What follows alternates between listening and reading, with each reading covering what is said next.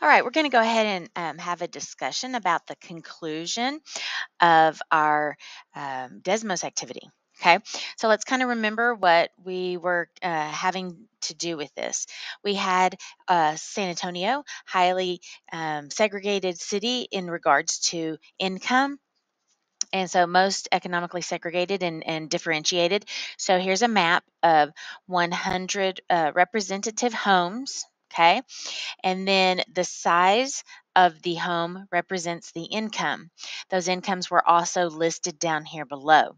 And then the color of the circles represented the predominant race in that home. So we were attempting to, perhaps make some kind of connection between those. I don't know. Or we thought that race might have an impact on the income, unfortunately. And so, therefore, maybe that's something we need to control. And so, we want to consider that.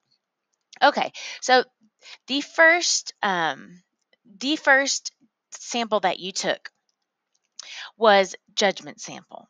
And so that's where you did your best to pick 5 homes that were representative of all of those circles there. Okay. So when you did that, then you were putting in the 5 homes that you selected and their income and came up with the average. So let's take a look at what that looked like. All right. By the way, these names are famous mathematicians. So here we can see, here's what the result looked like. And I see, that it's quite spread out. We even have this outlier up here. So somebody had picked several high income homes. Okay. This red line is the true mean of all of those 100 homes, the true average income. So, is this really centered around where the true mean? Is it being precise or accurate in a sense that it's centered in the correct place? And then we also want to look at, is it being precise? How spread out is it? How varied is it? And what's going on with that? So um, here's a couple of responses, noticing that the income lies between 40,000 and 120,000. That's right. Of the average, I guess it's the average of those. Most of the population is making more than the average. Okay, so according to this judgment, and I actually really like this answer here, that the averages that you got, and so in your best effort you were trying to pick a representative sample, but you chose homes that uh, were higher and got an average that was higher than 100,000. Okay, so much more than the true mean of 61,000. Okay, I like this answer because that is what happens typically, is that you might do your best attempt at getting a good representation, but if you remember this, all these dots, see, you might have picked one of each color, or maybe you picked uh, ones in a certain area. There are actually a lot of the lower income dots in here. And of course, those lower green dots are bringing down that overall average. So that's why the average was 61,000, not where a lot of you placed it at an average of 100,000 or higher. Okay. So next, let's take a look at the next sampling method that you did. You did a simple random sample. So this simple random sample, that is typically where you totally rely on the random number generator to select your homes. Okay, so they were numbered 1 to 100 in the random number generator, and you selected those homes. Now, another common, easy way to describe a simple random sample is if, say, you put and you didn't have a random number generator, put all of those 100 homes in a bag, shake that bag well to randomize it, and then pull out the homes, 5 different values. So no repeat. So don't put them back into the bag. So there's a real simple way to also explain the random number generating. But anyway, so let's take a look at this. Let's see what happened to these pictures. Okay, here's the true mean. Nice. Okay, I see that it looks to be more centered around that true mean than judgment. It does still seem to be quite spread out and quite varied. So let's see what some of the responses were. Let's see here. The concentration of dots of this sample is a little bit lower than the concentration of the dots of the judgment. Correct. Yes, the judgment averaged higher. I wonder why this is concentrated mostly between 40 and 80. Okay. Yeah, that's a good question. Um, let's see. This one says, again, good. This is that. This one notices that they got more dots, a more concentration of dots that are actually under the true average. Okay, so that was definitely different than the um, uh, judgment where a lot of the averages were above. Okay, so I like this thought. Why could it be that the average was more on the lower side with this method? Okay, if you take a look at how that was selected, okay, why could that be that? So here we had all of these 100 dots. You got random numbers. Okay, hopefully you recognize that because there were more of the green circles, that just straight randomness could have chosen a lot more of the greens.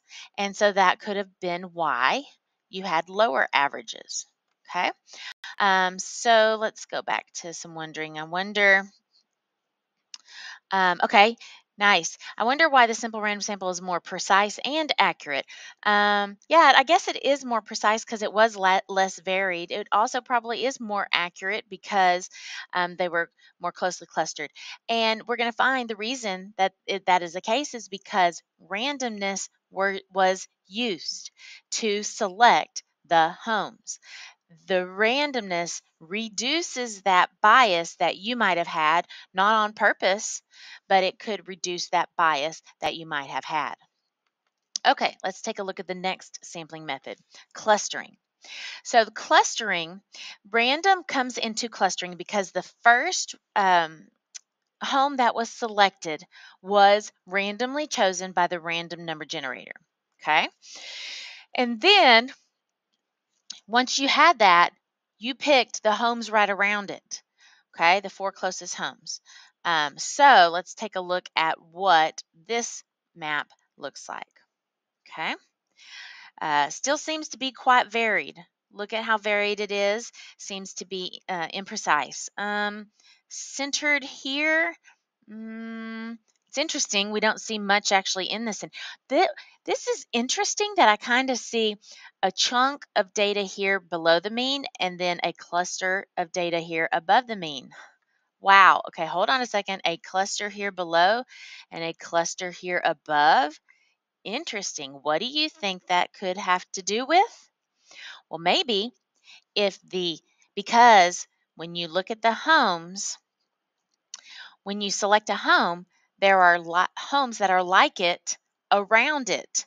So if the randomly selected home was a high income home, then you selected homes around it that were high income. And so that's why we get this clustering up here. And then if you selected a home that was a low income, a green, then when you selected around it, you got low averages. So that's interesting.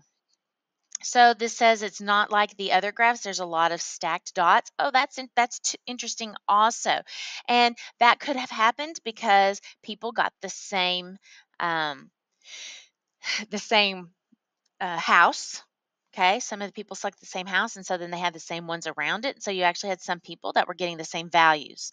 Okay, let's see. I notice the samples are very different in the sense that the higher ones are way above the mean, and the lower ones are way below.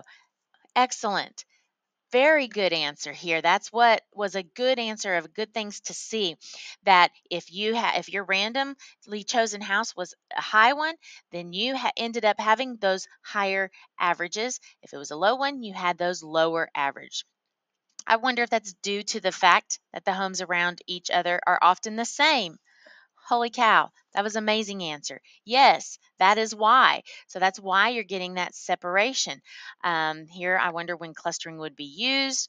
So you want to use clustering sampling only if everything's mixed up really nicely. So, for example, um, if we had, I think that they did a good job this year of making the lunches be a good separation of the grade levels.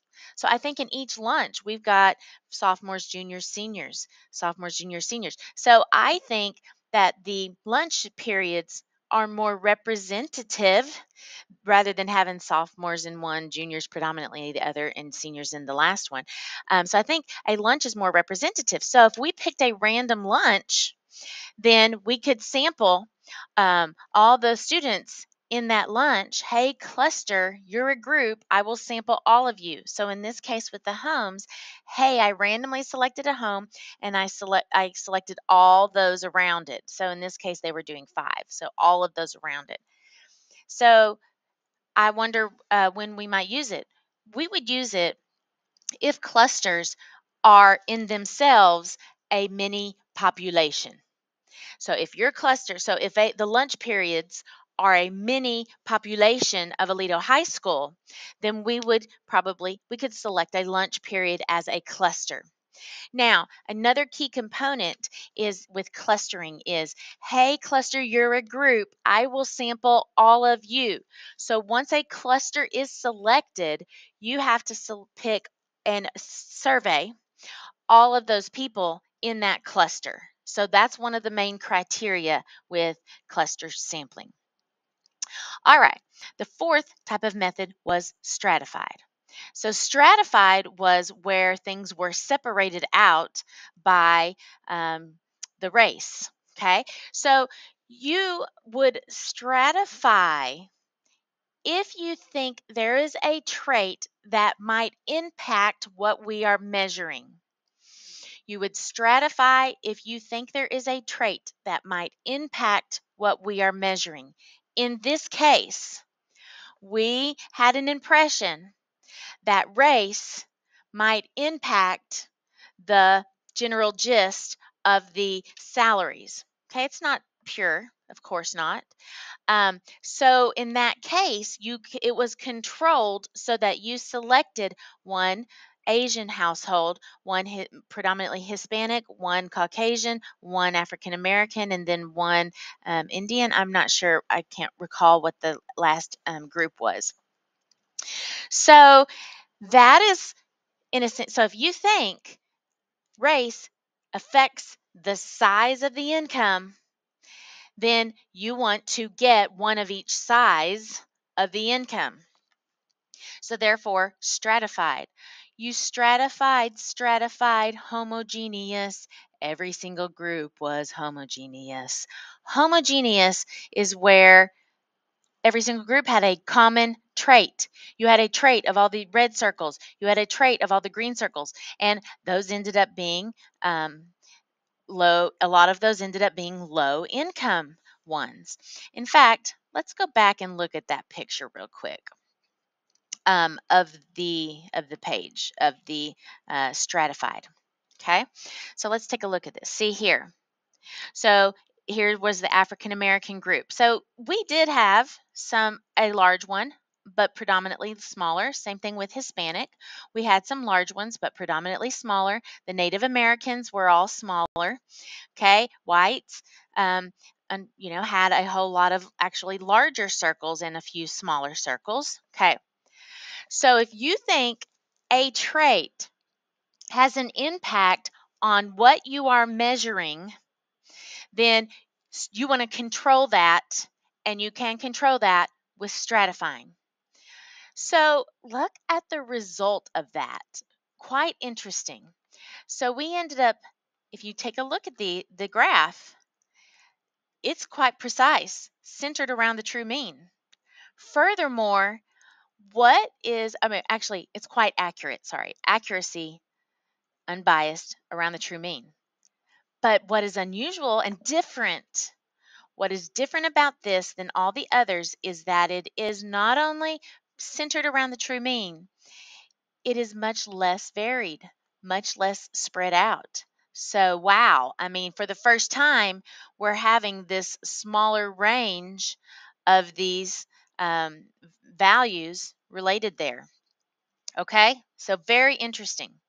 Okay, so let's look at these things. I wonder if this accurately represents the population. I noticed that there's no zeros. I'll tell you that there were zeros in the other ones because that was students who had not completed the activity yet. Okay, so that's why that actually happened. So those weren't really, those were kind of a don't look at those like we might do in real data. If you have some outliers and such because of a particular reason, then we don't look at those really when we're looking at trends.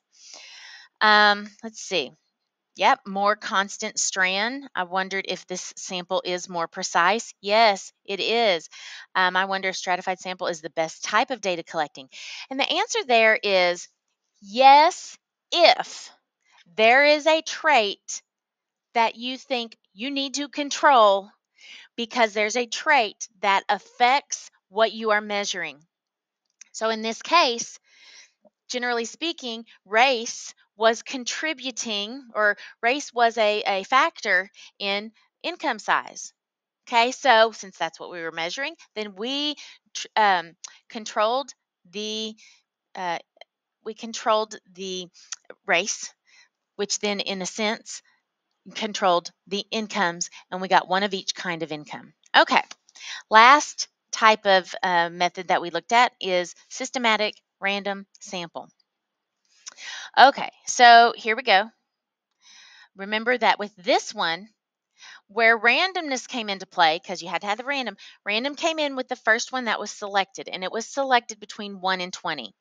So I think that was just an arbitrary number. Well, they wanted to get 5 homes in the sample, so they took 100 and divided it by 5. And so that's why they did it every 20 um, homes. Okay, so that is the reason that 20 was chosen. So a randomly selected first home is critical. That's where you are reducing the bias because the first one is randomly selected. All right. Once the first one is randomly selected, then we picked every 20th one after that. Okay. So you do want to make sure that these are lined up in a random order. Also, if you notice, they weren't like all clustered with the numbers lined up from least to greatest or lowest income to highest income. They were arranged in random order. So we are randomly selecting 5 of those. So look here at our results. Let's see here. Here we go. Okay. So a couple people wondered why were there stacks and why there were only like a finite amount of dots. Okay. And I could tell you that there is only 20 columns. You know why there's only 20 columns? Because you started with one of these first 20 numbers. Okay. And then you got every 20th one after that. So if you picked number 14, then you got 14, 34, the 20th one, 54, and so on. Okay. So everybody who started with 14 got the same 5 homes. Everybody started with number 10 got the same 5 homes. Okay. So we had less randomization and mix up in that case, I guess. So that's why we had 20 discrete, distinct columns. Okay. And yeah, I noticed that this actually seemed to be fairly precise and centered also. I noticed this method seems to represent more people that are near the mean. Yeah, closer center, more precise. Wonder how accurate it is. Well, it looks to be fairly accurate. If it's centered around the true mean, then you've got a fairly accurate sampling method. Now, then we were wondering how precise is it? And so then how spread out is it? In this case, it doesn't seem, it is not very spread out. So one thing that could happen though, okay, here's a question. What determines that periodic interval Y20? Oh, that had to do with they wanted 5 homes. 100 divided by 5 meant 20. So that's why they did chunks from each 20. But what would happen if the homes were ordered from least to greatest in income? Okay, then that might also help to make sure, in a sense, it kind of would have stratified. It would have made sure that we got one of the highest incomes, one of the middle incomes, another of the lower middle, and then the lowest. So, so stratifying, I mean, systematic can do, in a sense, stratifying as well. Okay, how it can affect the data. Wondering why there are two groups of data, one around 50. Okay, so sometimes some of the people here didn't have all the data when they were making their questions and such. So there are the random samples, or the 5 sampling methods we wanted to discuss. And you need to understand what process each one of those are, kind of which ones were more precise, which ones, as far as how varied they were, which ones seem to be centered around the true center. So let's summarize that really quickly. So first, judgment. What happened with that one? You did your best judgment, but it wasn't good. It was more centered above the true mean. So not a biased center. Okay. Also was quite varied. So it was biased centered and varied. Okay. Two bad things. It was imprecise. Okay. Simple random. Nice. It was much more closely clustered around. It was much more centered at the true center, but it was still quite varied. Okay, because randomness could get some of the big ones, and randomness could randomly choose 5 small ones. So simple random sample was still kind of, it was more centered properly, so it was more accurate, but it was still imprecise. Clustering. Hey, cluster, you're a group. I will sample all of you. Hey, cluster. So we seem to have, it kind of seemed to be that if you picked one house, that was a lower income, you kind of had a chunk around that lower income and you had a lower income average versus getting a higher income and a higher income average. Remember, this was, let's see here, the really good answer that I had found here that I really liked. Um, let's see. Okay, I wonder if measuring the houses are close that are close together leads to less variability. It does, in a sense that, yeah, you're getting a, a ones that are a lot of low income ones, and you're getting ones that are a lot of high incomes. The problem came in, it was not very accurate because we got a group here at the lower and a group here at the higher. Okay, then stratified. So stratified, man, that one looks pretty good. We ended up having, accuracy. It was centered around the true center, and it was less varied. So I'm liking that one. And that was because a trait was controlled that we thought impacted what we were measuring. Okay, so important thing there. And then, interestingly enough, systematic seemed to also be quite precise. It was centered around the true center.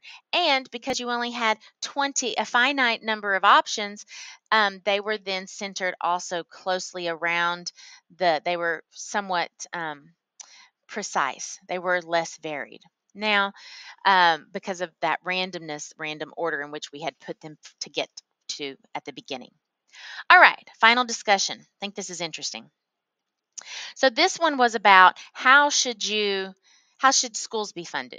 Okay, should they be funded by income around that elementary school? So then you would have elementary schools that are around rich neighborhoods getting a lot of funding, and elementary schools that are in the poor neighborhoods getting a lot less funding. Okay, or should you do the ones where I didn't see anybody picking B or C. So we'll discuss A and B. So B was everybody puts their tax dollars into one pot, and then it is evenly distributed so that the students, regardless of where they are living in the city, are getting the same amount of dollars.